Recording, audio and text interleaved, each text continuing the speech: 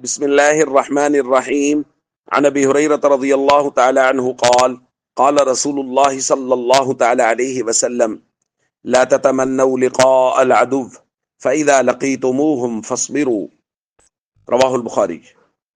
نبی کریم صلی اللہ علیہ وسلم نے ارشاد فرمایا، دشمن سے لڑنے بھیڑنے کی تمنا نہ کرو، ہاں اگر جنگ شروع ہو جائے تو پھر صبر سے کام لو.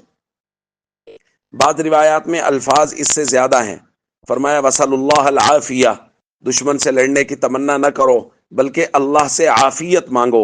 اور اس میں ساتھ ہے کہ اگر دشمن جنگ مسلط کر دے فصبروا، صبر سے کام لو.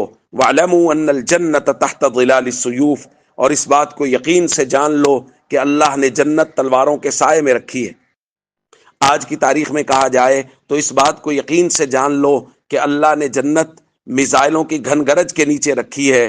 جیسا کہ وہ معصوم بچے جو مساجد و مدارس میں سو رہے تھے، وہ خواتین، وہ بوڑھے بزرگ، وہ نوجوان جو مساجد اور مدارس میں اور ان کی رہائش گاہوں میں موجود تھے، رات کی تاریکیوں میں بزدلانہ طریقے سے ان پر وار کیا گیا. بے شک وہ تمام لوگ جنت کے مہمان ہوئے.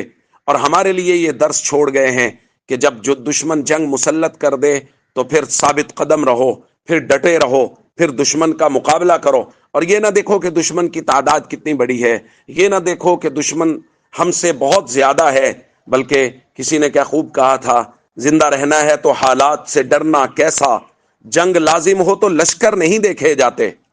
پھر لشکر نہیں دیکھے جاتے. اگر کوئی جنگ مسلط کر دے تو اپنی فوج کے شانہ بشانہ کھڑے رہیں اور ہمیشہ اللہ تعالیٰ سے مدد و نصرت مانگے. اور اگر دشمن نے جنگ مسلط کر دی ہے تو پھر ہر شخص اپنے ہاتھ میں تلوار اٹھائے، ہتھیار اٹھائے، اور ہر شخص موقع اور محل کا انتظار کرے. جب ہماری افواج کو ہماری ضرورت ہو تو ہمیں پیٹھ دکھا کے پیچھے نہیں ہٹنا ہے، ہمیں ان کے شانہ بشانہ کھڑے ہو کے دشمن کا مقابلہ کرنا ہے. السلام علیکم ورحمۃ اللہ وبرکاتہ.